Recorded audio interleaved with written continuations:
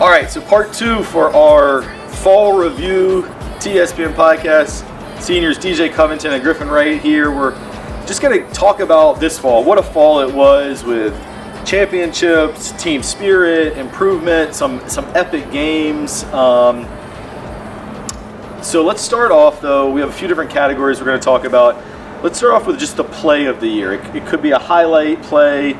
There's just something that, like an individual play that we're all going to remember that happened this fall. DJ, what do you have for your play of the year? Okay, so for me, it's going to be Quinn Slayball against the first round against Benedictine. I remember we had basketball practice and you weren't there because you were playing at the time.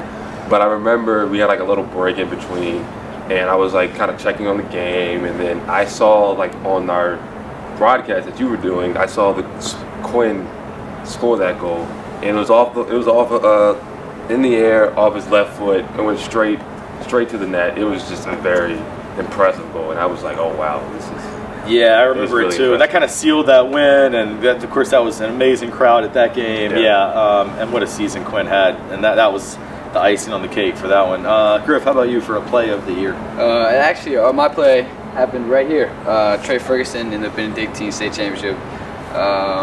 Trey just got up. Head tap, take it down. And the Instagram post was definitely probably the one I'm gonna remember the most. It's just chills. I'm not even thinking about it. Like of course, like his 2-point conversion was crazy, but to get to us to that point, that motivation, that the turnaround of that game really started with that crazy catch. So big shout out. That whole day was dramatic. Yeah, exactly. And that catch you're talking about, actually on the broadcast when it first happened, I thought it was AK because he was so high up, and AK is obviously several inches taller than Trey. And I was like, what a catch by AK. And Sylvia was like, that was Trey. It's like, that was Trey. He was like, he got up. He was high enough to dunk a basketball. Yeah, he was so high. Yeah, gosh, it's a hard one to pick a play of the year for me because I was fortunate as part of the TESPN broadcasting to see so many games this year. So I'm going to give a couple, I guess, honorable mentions. The game-winning field hockey goal in the home collegiate game. We won 1-0 in the last minute, where Carson Beatty carried it forward after a pass from Sarah Jane Ryan. She knocked it across, and Lainey Nichols finished. It would have been a 0-0 game, so that was super dramatic. And then Lily Jeanette's unbelievable, we talked about it when we interviewed her earlier, her dig/kill where she dove, knocked it over the net, and then also found a gap. And I've never seen anything like that on the volleyball court, although if you see our interview with Lily, she says like that's the kind of routine play for her, but I'd never seen that. So that's maybe my silver medalist. But I think the gold medalist, I am going to go with the walk-off 2-point conversion, and the whole play. But the moment for me when Tegan, the holder, on the extra point, I talked about it I think on our last podcast too. When he throws the tee, and that point we're going for two. That's the moment I will never forget from this fall. And then Trey makes a little cut. Jack hits him in stride. I lose my mind. Everybody loses their minds. And my voice and everything else. And all of Titan Nation lost their mind. So that's got to go for play of the year. But, man, we had so many epic plays. What a fall it's been. All right, player of the year. We had so many athletes. We talked to some of our All-State and All-League athletes earlier on the pod. But if you had to pick for you just an athlete that stood out as your player of the year, Griff, we'll start with you this time. Well, my player isn't an all-LIS, all-state player, but big shout out to all of them. I mean, those guys definitely deserve it. But I'm going to go with somebody who I have actually known since freshman year, and I've seen her hard work, and she doesn't put a bunch of stats up, but her leadership is really what comes to mind when I think about her, and that's Madeline Fox for the volleyball team. We had her on early on the podcast, and I've talked to a bunch of volleyball people, and they just nothing but good things about her.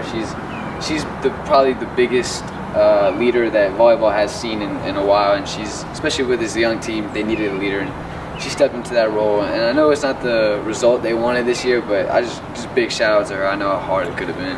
Yeah, and from a coaching standpoint, having those leaders that put the team first, even ones who might be a little more quiet like Madeline, you just rely on that so much. And so particularly volleyball was probably the youngest group we had, with 4 freshmen playing key roles on varsity.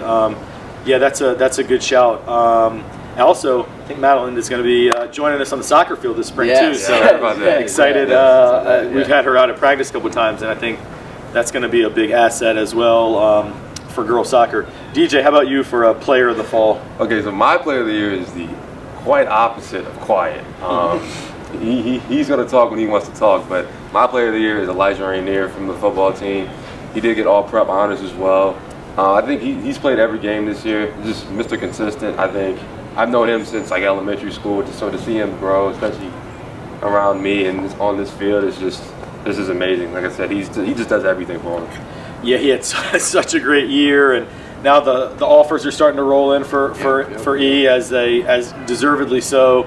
And yeah, he was definitely Mr. Consistency for a state championship team. So you can't go wrong there.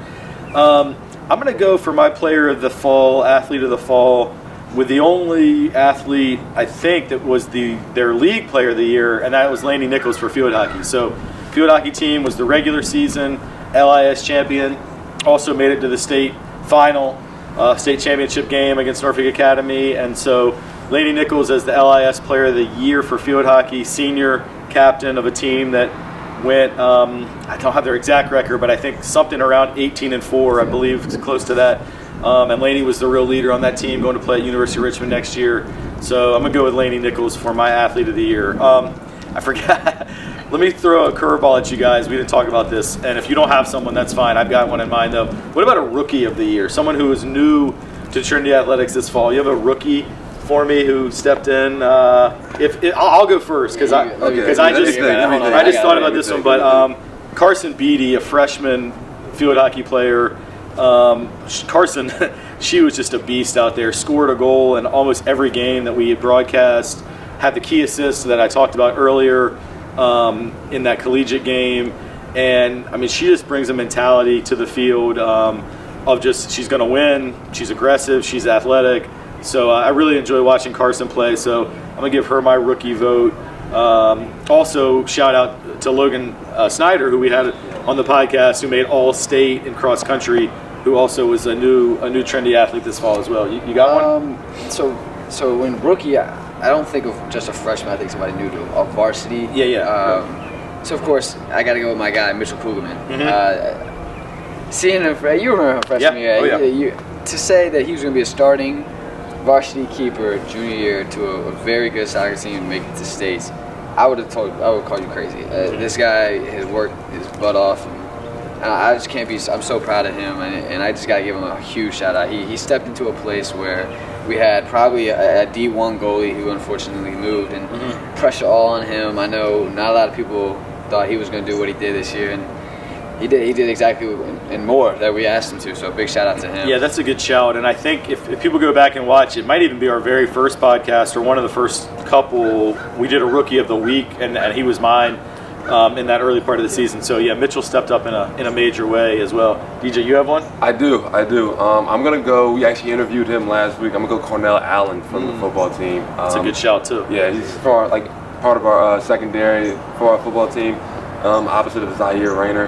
But no, I think he definitely made his impact this year on the field. He had a couple interceptions. I think he had one against Woodbury, I believe. But yeah, I think Cornell definitely deserves a rookie of the year. That's a great call. And Cornell just got his first D1 offer last night from Marshall University. So really excited for Cornell. Great kid. I really have enjoyed teaching him this year and look forward to seeing him on the baseball field. I understand he is a very talented baseball player as well. What was next? Our team of the year? Team of the year. Team of the year. DJ, you want to go first this time? Yeah, I'm actually going to go with the varsity boys soccer team. I remember kind of talking to Griff. Initially during the season, it wasn't really going that well, kind of losing a couple games. But I think their biggest turnaround game was definitely Norfolk Academy. That game was packed. They had a higher seed initially during that time, and beating them, 3-0? 3-0. Yeah, 3-0 was really impressive, and I remember we stormed the field, it was all excitement, and so I definitely give a shout out to them. And it's also your last game against Cape Henry Collegiate. Y'all hung in there, and I watched that game live after school in the library, just kind of seeing how it was going to go, and y'all definitely hung in there. Y'all definitely deserve a team of the year. Good call. Yeah, I'm going to go with field hockey. I mean, they won their regular season championship. They had the most wins, I think, of any fall team, got to a state final. But the reason I'm going to go with field hockey is just I think the unexpected nature of their season. I mean, they had only maybe 3 players who had significant varsity experience, obviously not getting a season last year, losing 11 seniors, the majority of whom have gone on to play in college. So it was definitely a building year, and yet they came through in a huge way, as Coach Snead always does. So field hockey, great job. Mine's going to be probably pretty obvious. Of course, if I was biased, I have to say my soccer team, but you know, I got to keep it real. Football team. I mean, yeah. you win a state championship, you got to have some kind of team of the year. Sure. I know those guys. I mean, our best friend's the quarterback. Our other best friend is on the DL. So I'm just you know, we hear stuff about practices and all that, and I know how hard it was for them in the beginning season to turn around, win a state against a rival. I mean, you just gotta. It's just. Yeah, it was unbelievable. Yeah, I mean, you can't go wrong. We could easily all say football, but yeah, that's a well-deserved for sure. All right, let's wrap this thing up with just kind of your wild card. It could be just something you want to talk about as we wrap up the pod, with just the kind of putting a bow on the fall season. What you got, Griff? Just something quick, just like how blessed I am to be a senior captain on a soccer team. Probably one of the best teams I ever played with. Still hurts a little bit, you know, that it still ended, but we move on. Everything comes to an end, but I would never go to war with anybody else besides those guys. Well, and that's one of the ways you know you had a great season, is the fact that even now, several weeks later, you're still missing it. That's a good sign. Yeah. Even though it's bittersweet. DJ, how about you for your just wild card kind of thought of the fall? I think I'm gonna shout out like a specific game. It was volleyball senior night against Stab, I believe. You know, the seniors, Charlie Braxton, Chandler Grant, Madeline Fox, they got the win. It was just, I was there for that game. It was just fun to see them kind of come together and get a win over them. It was a really exciting game. Yeah, that was one of my favorite games that we broadcast all year on a Friday night. Come from behind. That was really exciting. And that also featured that Lily Jeanette play that I keep talking about, that I just don't understand how she did that. For me, my wild card, I guess, is just like the thing I'll remember most about this fall, and there were so many, it's hard to pick, but I think just the whole day of the state championship football game, getting here 2 hours before game time, and there were already hundreds of people here tailgating. The fact how Benedictine brought their whole community out, the Trinity community, getting texts during the game that we had, you know, thousands of people watching and tuning in from all over the country, and then the way the game went down, we won, we thought it was over, then we gave it away, and then we thought we lost, and then just it could not have been a more exciting. You could not have written a script for a more exciting game. I mean, I think if that was a Hollywood movie, they would be like, this is too unrealistic. No, we can't have this, and that's how it went down. So many epic moments. So many amazing athletes. I think we all feel so fortunate to be part of it. But my wild card of the year is just goes down as November. I'll get the date right. I think the 20th of 2021 is just one of the great days in Trinity athletics history.